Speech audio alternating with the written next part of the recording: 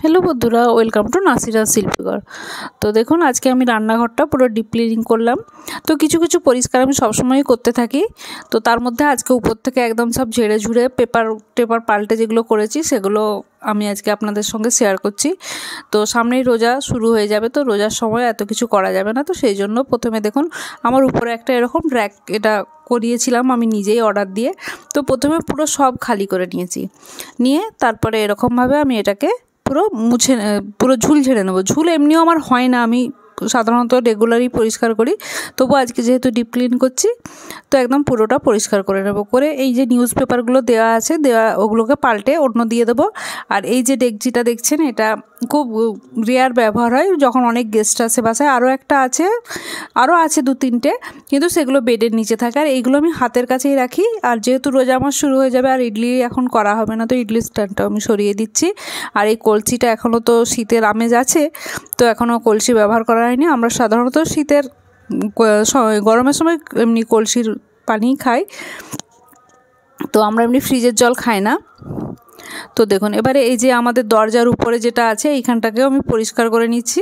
তো এখানে একটা ফ্যান আছে, ওখানটাও মুছে নিয়েছি। নিয়ে এইটা আমার এই যে ইন্ডাকশান আর গ্যাসের উপরে রাখা আছে, তো এইটাকে আমি প্রথমে পুরো পরিষ্কার করে নেব। আর এটা স্টিলের, তো দেয়ালের সঙ্গে একদম ফিক্সড করা আছে, তো এটাকে আমি সরিয়ে আলাদা করে ধুতে পারি না। তো আমার যখন যা হয় এমনি আমি মুছে নিই, একটা ভিজে একটু সাবান জল কাপড় দিয়ে মুছে নিই। তো আজকে সব নামিয়ে আর প্রথমে ঝুল ঝেড়ে নেবো। এরকম করে কি দেখবেন কোণে টোনে একটু একটু ঝুল রয়ে যায়, তো যখন সব নামিয়েছি তখন একদম ভালো করে এটা পরিষ্কার করে নিচ্ছি। নিয়ে এমনি সাবান একটা, তো যেসব বাসন আমরা ধুই যে স্টিলের উলগুলো দিয়ে, ওটা খারাপ হয়ে গেলে ওগুলোকে আমি রেখে দিই, এরকম কিছু পরিষ্কার করার পরে ওটাকে ফেলি। তো ওটাতে আমি একটু লিকুইড নিয়ে নিয়েছি, ডিটারজেন্ট যেটা আমরা বাসন ধুই ভিম লিকুইড, তো সেটা দিয়ে নিয়ে এরকমভাবে পুরো একদম পরিষ্কার করে নিচ্ছি। তো দেখুন পুরো একদম ঘষে ঘষে পরিষ্কার করে নেবো। এমনি আমি সবসময় করতে থাকি বলে এটা এমনি কিছু নেই। তো আর এমনি এই দেখুন এই টাওয়ালগুলো যেগুলো আমরা হ্যান্ড ওয়াশ মুছি, এগুলো আমি পুরানো হয়ে গেলে ফেলি না, এটা আমি রান্নাঘরের মোছাতে কাজে লাগাই। এটা দিয়ে খুব সুন্দর মোছা হয়। তো এরকম করে সব দেখুন করে নিয়েছিলাম, নিয়ে আর আমি সবগুলোকে মুছে মুছে তুলছি। এমনিতেও আমি যখনই খালি হয় কোনো ডিবে, তো আমি তখনই সঙ্গে সঙ্গে সেটাকে ধুয়ে তারপরে আমি জিনিস ভরি। তার ফলে কি সবসময় আমার পরিষ্কার থাকে। এমনি জাস্ট এখন পরিষ্কার করলাম বলে আমি এগুলোকে মুছে মুছে তুলে দিচ্ছি। আর এটাই আমি তেল রাখি, তো নিচে একটা টিস্যু পেপার এমনি দিয়ে রাখি। তো টিস্যু পেপারটা এখন ফেলে দিয়েছি, দিয়ে এর উপরে আমি টিস্যু পেপার দিয়ে এই সরষের তেলগুলো দেখুন এগুলো সে ভীমের যে বোতল হয় তার ভিতরে আমি রাখি। আর একটা মাঝখানে কাপড় দিয়ে দিয়েছি, তার ফলে কি তেলটা এসে যদি লিকুইড বাই চান্স লিক করে তো ওখানে এসে জমা হয়। আর এটাই আমি আটা রাখি, যখন রুটি বেলা হয় তখন এটা থেকে আমি আটা নিয়ে রুটিটা বেলি। তো এরকম করে সব জিনিসগুলো আমি মুছে মুছে তুলছি। আর এই মশলার ডিবেটা এটাও আমি প্রত্যেক দিনই আমার সব সময়ই কাজে লাগে, তো এগুলো আমি টাইম টু টাইম পরিষ্কার করি। তো তার মধ্যেও আমি সবই করছি। আর এটা দেখুন আমি এটাই রুটি যখন করি, রুটি এর ভিতরে একটা নিচে দিই আর একটা উপরে দিই, মাঝখানে রুটিটা রাখি। এই রুটিটা 2-3 ঘন্টা এমনি গরম থাকে।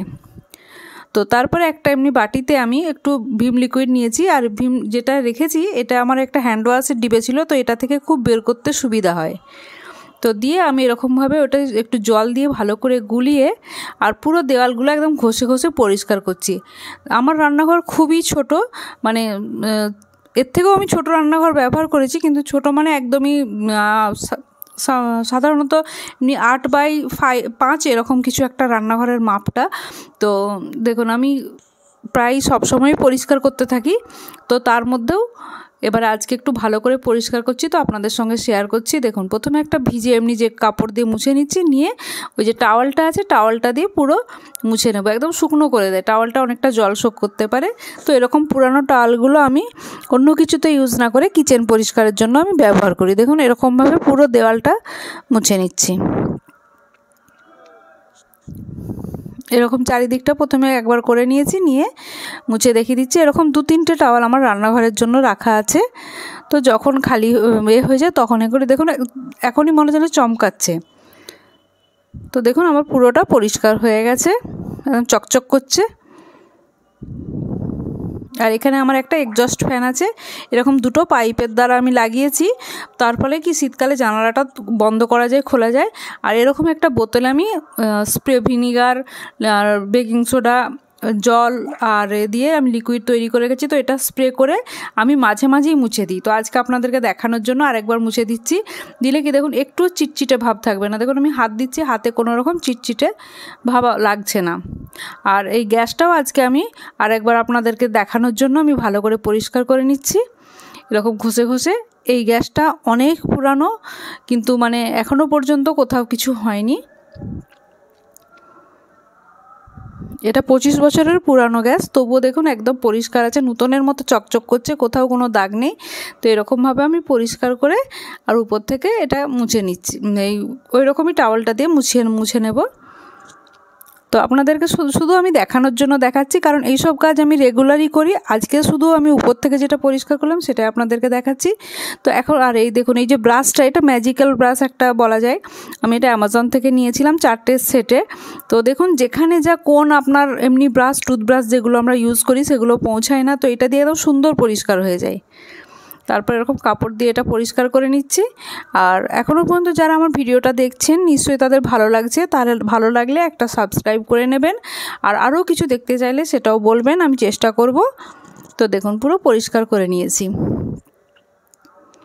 এবারে এই বাটিতে এই যেগুলো খুলেছিলাম গ্যাসের, তো ওইটাতে আমি একটু বেকিং সোডা, একটু ভিনিগার আর একটু জল দিয়ে আমি এটাকে কিছুক্ষণের জন্য ভিজিয়ে রাখবো। 5-10 মিনিট ভিজিয়ে রাখলেই হয়।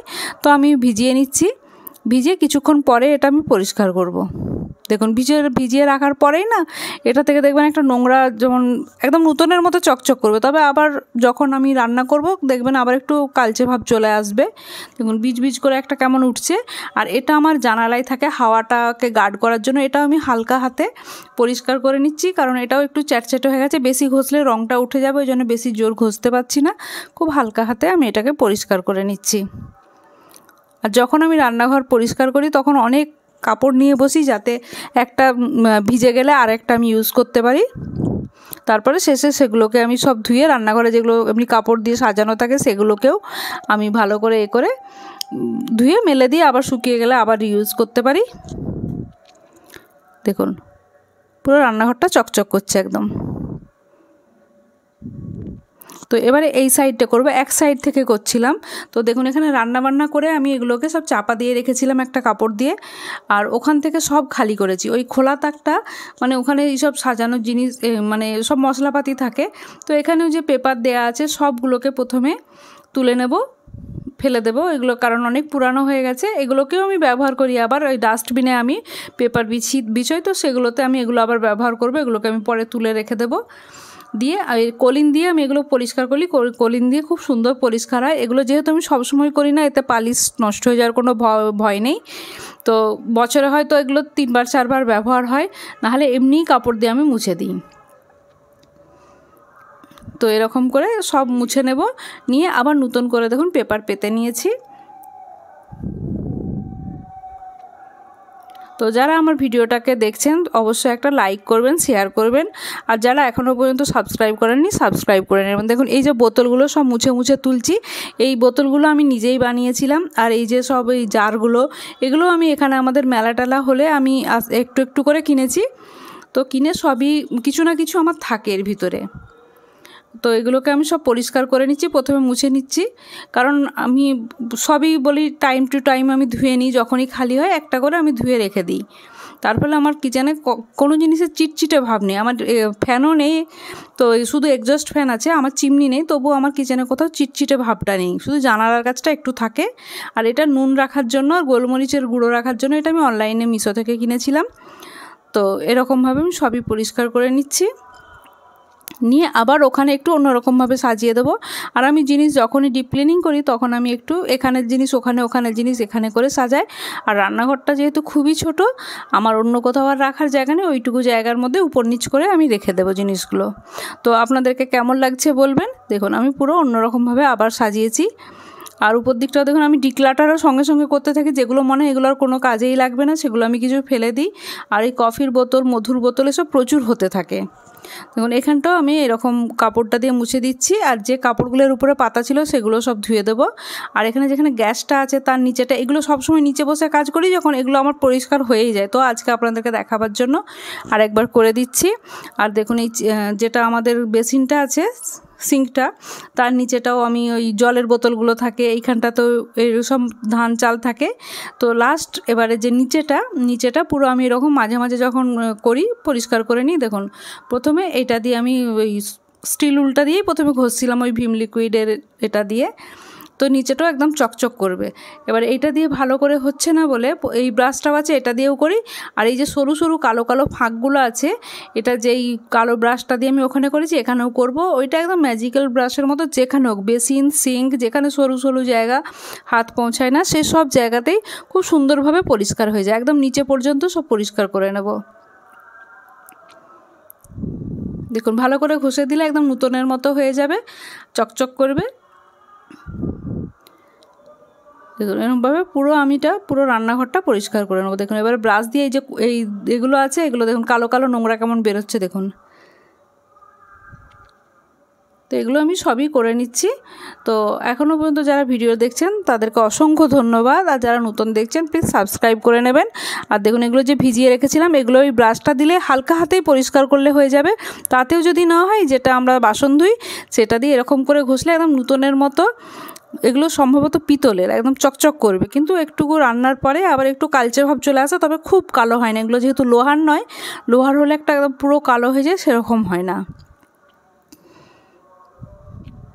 তো এরকমভাবে পুরো পরিষ্কার করে নেব, পরিষ্কার করে ধুয়ে রেখে দেবো। তো দেখুন আমার রান্নাঘর পুরো একদম অন্যরকম হয়ে গেছে, চকচক করছে, বেশি কিছু সরানোর নাই। উপরটাতেও দেখুন সব গুছিয়ে রেখে দিয়েছি বলে কতটা জায়গা হয়েছে। এই রোজা মাসে প্রচুর জিনিস রাখতে হবে, তুলতে হবে।